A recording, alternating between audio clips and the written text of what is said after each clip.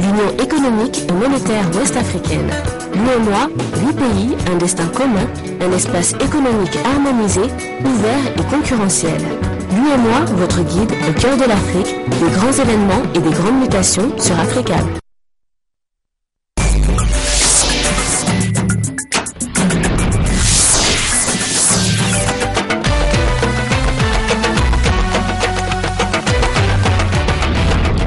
Ravi de vous retrouver pour cette nouvelle édition sur Africable Télévision. Bienvenue à tous, voici les titres. Le président algérien Abdelaziz Bouteflika hospitalisé à Paris à la suite d'un accident vasculaire cérébral, mais selon son entourage, son état de santé ne suscite pas d'inquiétude particulière. Vague d'attentats au Pakistan, les partis laïcs sont particulièrement visés. Il y a eu une vingtaine de morts ce week-end. Ces attaques portent notamment la signature des talibans.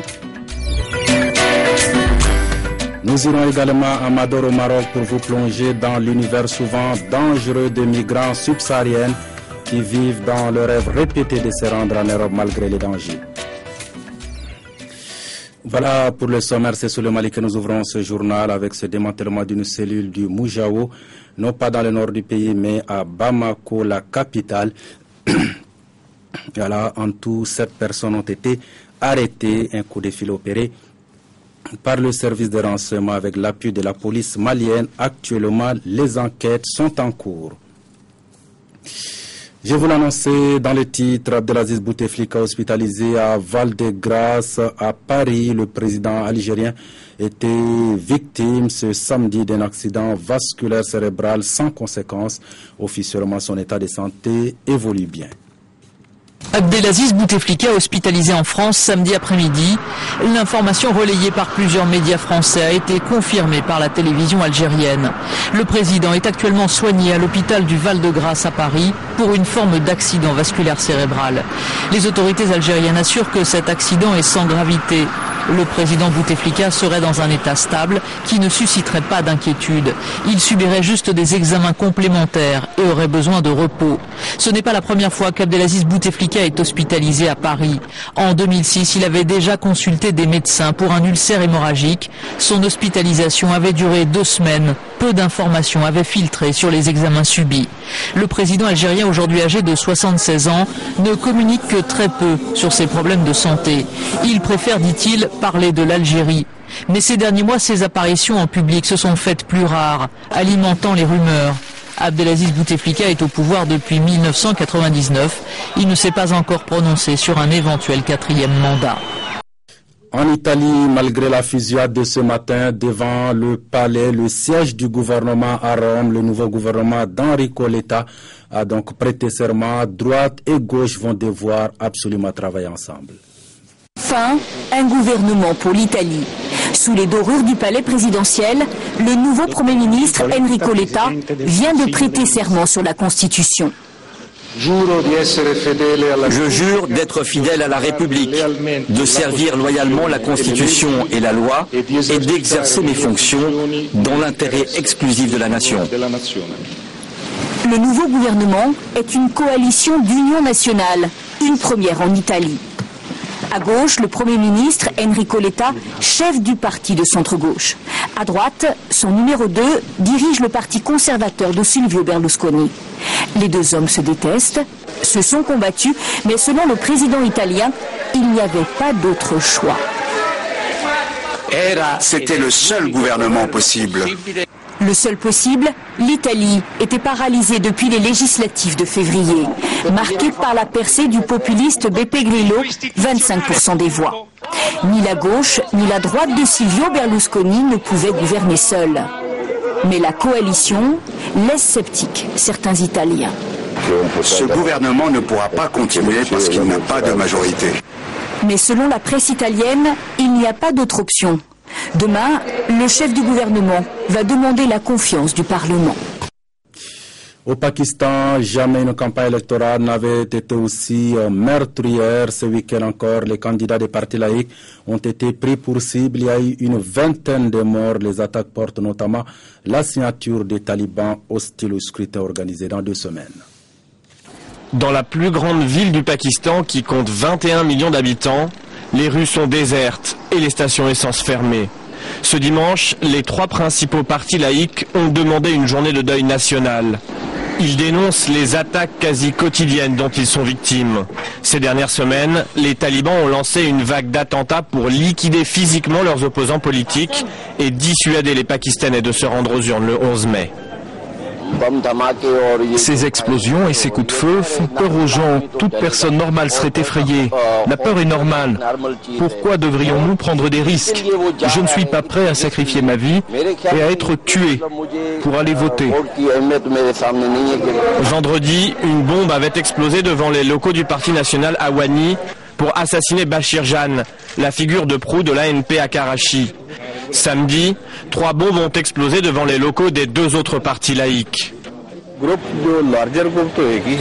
Certains d'entre eux sont des groupes importants, comme Tehrik et Taliban Pakistan, le TTP, ou l'Ashgar et Jangvi. Mais il y a d'autres sous-groupes qui organisent des attaques terroristes à leur façon. Certains cachent des explosifs dans des blocs de ciment, d'autres fabriquent des balles de tennis explosives. Dans le nord du pays, la série d'attentats continuait ce dimanche. 2 bombes ont explosé à Kohat, dans la banlieue de Peshawar, devant les locaux de 2 candidats indépendants. Depuis mi-avril, les attentats ont tué plus de 50 personnes au Pakistan. Certains ont demandé à l'armée d'intervenir. Pour beaucoup, elle est l'ultime recours pour assurer la sécurité des élections. La colère toujours au Bangladesh, 4 jours après l'effondrement d'un atelier de confection. Les syndicats appellent à la grève. Le bilan s'est encore alourdi, 376 morts, 1200 blessés et un nombre indéterminé de personnes sont sous les gravats. À noter surtout l'arrestation du propriétaire du bâtiment. Il tentait de fuir le pays pour l'Inde. À présent, venons-en au drame que vivent les migrants d'origine subsaharienne qui rêvent d'Europe malgré les fréquents incidents et autres accrochages avec la police à Melilla. Beaucoup avouent vouloir retenter leur chance, des tentatives devenues quasi quotidiennes à Mador au Maroc. Le président occupé de Melilla, une destination que des milliers d'immigrants venus d'Afrique subsaharienne ont l'intention de rejoindre.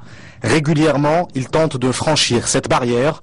Certains se blessent en essayant de traverser cet obstacle, comme cet homme qui a tenté à plusieurs reprises de rejoindre Melilla. C'était difficile parce qu'on était arrivé là-bas fatigué car on a marché. Il y avait les gens qui avaient de l'échelle aussi, ils ont transporté ça jusque là-bas. Mais bon, ça a été toujours difficile. C'est pourquoi il n'y a pas eu beaucoup de chance.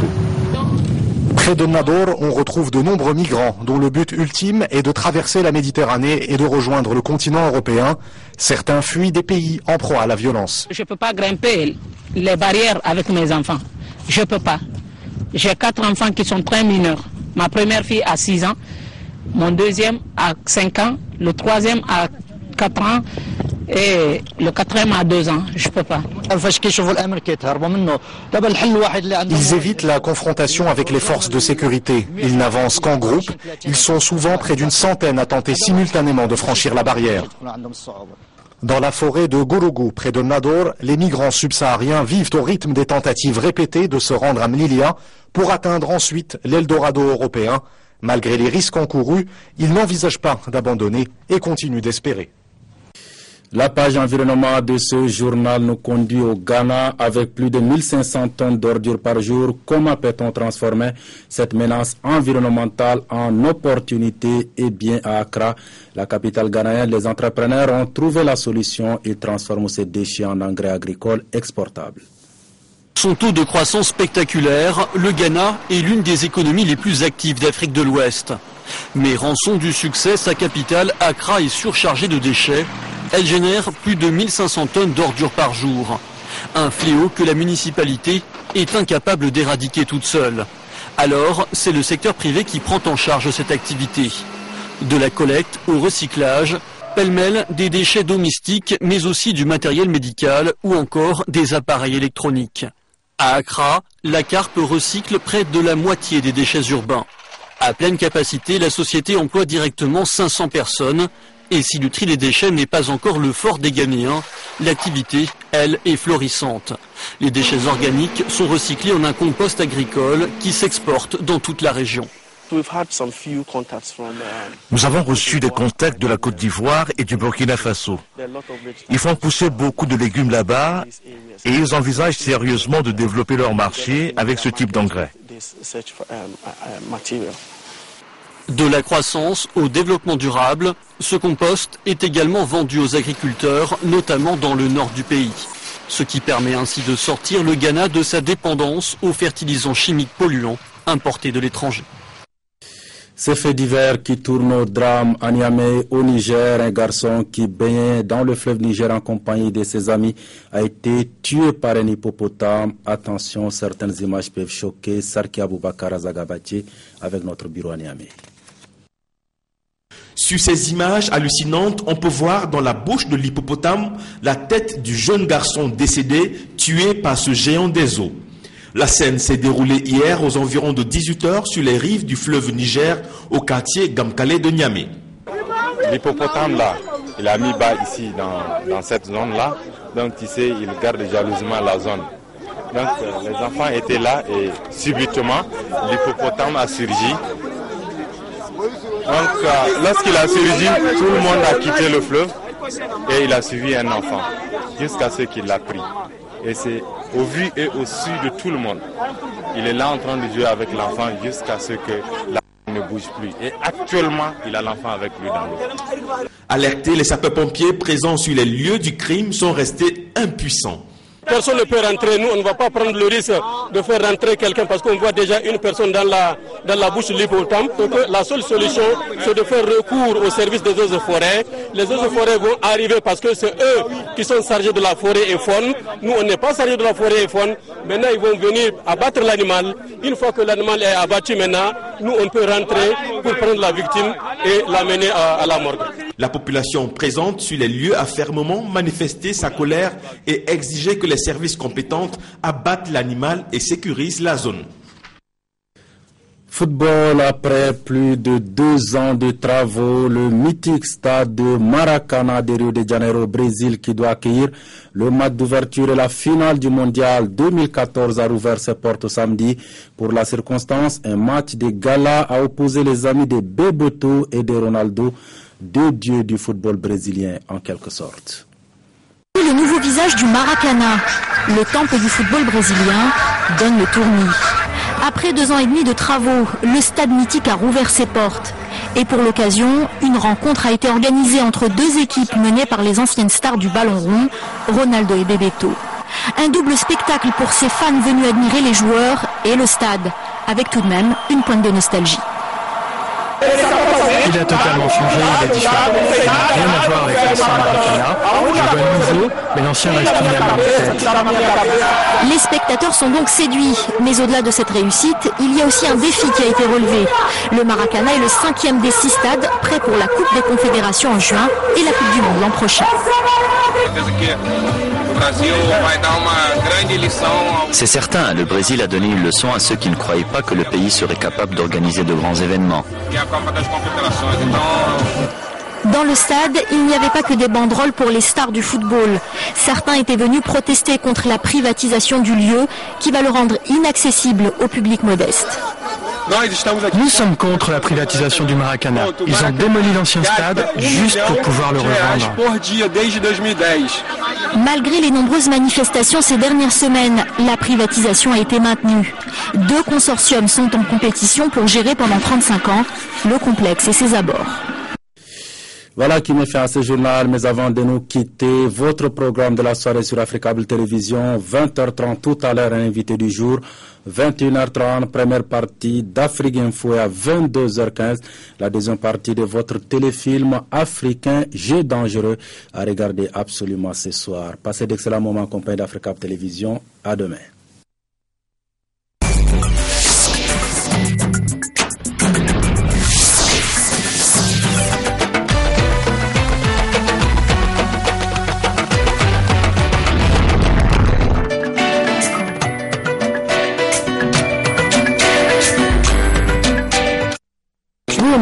L'Union économique et monétaire ouest-africaine. L'UEMOA, 8 pays, un destin commun, un espace économique harmonisé, ouvert et concurrentiel. Lui et moi, votre guide au cœur de l'Afrique, des grands événements et des grandes